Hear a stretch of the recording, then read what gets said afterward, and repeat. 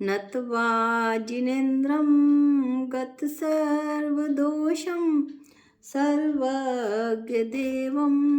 हितदर्शकं च श्रीजैन सिद्धांत प्रवेशिकेयं विरच्यते स्वल्पधियां हिताय। हम सभी श्री जैन सिद्धांत प्रवेशिका में जीव के असाधारण भावों का अध्ययन कर रहे थे। जीव के असाधारण भाव 5 होते हैं: औपशमिक, क्षायिक, क्षापशमिक, औदायिक और परिणामिक भाव। ये भाव जीव को छोड़कर किसी अन्य द्रव्य में नहीं पाए जाते, इसलिए इन्हें जीव के स्वतत्व, निज भाव और असाधारण भाव कहते हैं। इनको पढ़ते हुए हमने यह जाना था कि इन भावों को जानने से जीव की यह दृढ़ श्रद्धा हो जाती है कि भावों के सिवाय मैं संसार में और कुछ नहीं कर सकता। मैं केवल अपने परिणामों का करता हूँ, पर के परिणाम का करता नहीं हूँ, पर के परिणमन का करता नहीं हूँ। पर का करता तो मैं सिर्फ अपने मोह के कारण करता हूँ और किसी भी तरह से मैं दूसरे द्रव्य का कर्ता हो ही नहीं सकता। इस प्रकार पर का कर्तापन छोड़कर मैं अपने निज शुद्ध भाव को ग्रहण करूं, जो मेरा ज्ञाता दृष्टा भाव है, जानने देखने का स्वभाव है, उससे ही मेरा कल्याण हो सकता है। अब कल हमने बतलाया था कि इस संबंध में एक कथा बड़ी प्रसिद्ध है। जीव के भावों के संबंध में एक कथा बड़ी प्रसिद्ध है।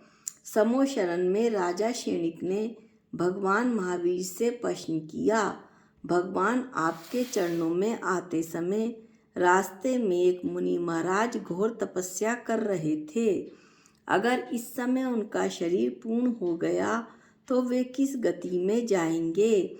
भगवान ने जवाब दिया कि इन मुनि महाराज के इस वक्त अशुभ भाव हैं, तीव्र क्रोध है। किसी व्यक्ति के शब्द इनके कानों में पड़ गए हैं कि राजा तो मुनि हो गए हैं।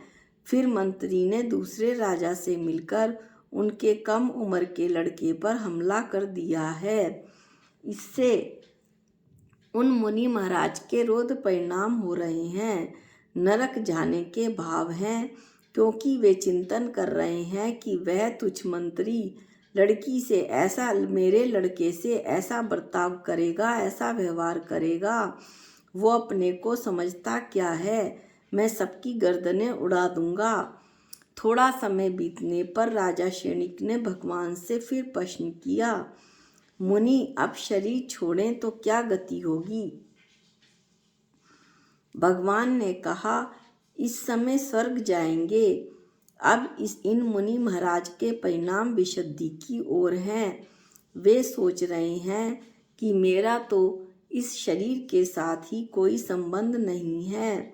जो शरीर मेरे साथ हमेशा रहता है, जिसका मेरे साथ एक क्षेत्र अवगाह संबंध है, वो पुद्गल द्रव्य है और मैं चेतन द्रव्य हूँ।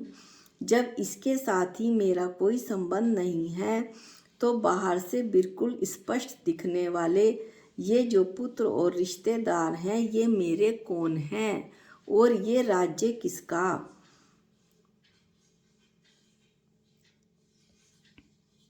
मैं तो एक ज्ञायक स्वामी, चैतन्य प्रकाश, आनंदमयी, सिद्ध भगवान जैसा शुद्ध स्वभावी आत्मा हूँ। मुनि महाराज ने विचार किया कि मैं तो जानने देखने वाला, चेतन स्वभाव वाला और आनंदमयी हूँ। सिद्ध भगवान के जैसा बना बनाया शुद्ध सिद्ध भगवान के जैसा स्वभावी आत्मा हूँ और अन्य मैं विश्व में कुछ भी नहीं हूँ। थोड़ी देर बाद राजा शेणिक ने आकाश में देवों को जाते हुए देखा। भगवान से फिर प्रश्न किया कि ये देव कहाँ जा रहे हैं? भगवान ने कहा कि वे मुनि महाराज सर्व विशुद्ध परिणामिक भाव रूप रह गए हैं उनके जो भाव हैं वो सर्व विशुद्ध परिणामिक भाव हो गए हैं, जिसमें उनके सभी कर्मों का अभाव हो गया है। जितने भी उनके कर्म कलंक हैं वो दूर हो गए हैं। इस तरह से वे मोक्ष को प्राप्त हुए। ये देव उनका मोक्ष कल्याणक मनाने जा रहे हैं। इन भावों से जानना कि औदायिक भाव संसार बंधन का कारण है। जो कर्म के उदय से होने वाले भाव हैं वो तो संसार बंधन का कारण है, और जो परिणामिक भाव हैं वो बंध मोक्ष रहित कारण परमात्मा कारण समेसार ज्ञायक भाव हैं। अर्थात जो परिणामिक भाव हैं वो ज्ञायक भाव हैं, बंध और मोक्ष से रहित हैं, कारण परमात्मा है, कारण समेसार यानी शुद्ध चेतन भगवान आत्मा। इन्हीं परिणामिक भावों से मेरे कार्य की सिद्धि हो सकती है, यानी मुझे मोक्ष की प्राप्ति हो सकती है। इसलिए इससे कारण परमात्मा कहा कि मेरी आत्मा का जो जानने देखने वाला स्वभाव है, ज्ञाता स्वभाव है, वही मोक्ष का कारण है। यही ध्येय रूप है, यही ध्याने योग्य है। इसी परिणामिक भाव की दृष्टि द्वारा उपशम, क्षयपशम और क्षयिक सम्यक्त्व यानी शुद्ध भाव प्रकट होते हैं, ऐसा शास्त्रों में कहा है। जो ये परिणामिक भाव है, स्वभाव भाव है आत्मा का, उसमें ना तो बंध है और ना ही मोक्ष है। वो तो कारण है, कार्य की सिद्धि के लिए कारण भाव है। आत्म तत्व की जैन मान्यता को दूसरे दर्शनों की मान्यता से इसमें भिन्न दिखलाया गया है इन भावों के द्वारा।